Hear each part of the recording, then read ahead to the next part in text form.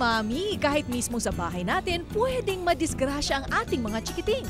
Habang lumalaki kasi sila, lalo silang nagiging malikot at kung ano-ano ang kinukutinting.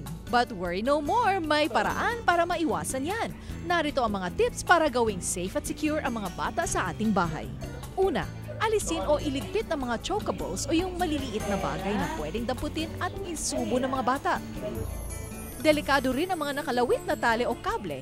Pwede kasi itong makasakal o makakuryente kapag pinaglaruan ng bata. May mga nabibili namang cord organizer na pwedeng idikit sa dingding para di nakakalat ang mga tali o kable. Takpan din ang mga outlet na pwede nilang kalikutin. Alisin din ang mga babasaging gamit sa mga lugar na pwede nilang maabot.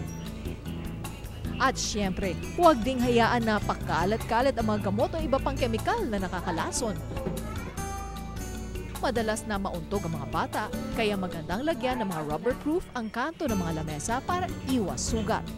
Yan mga misis ang aming tips para ang inyong bahay mas maging safe para sa mga chikiting.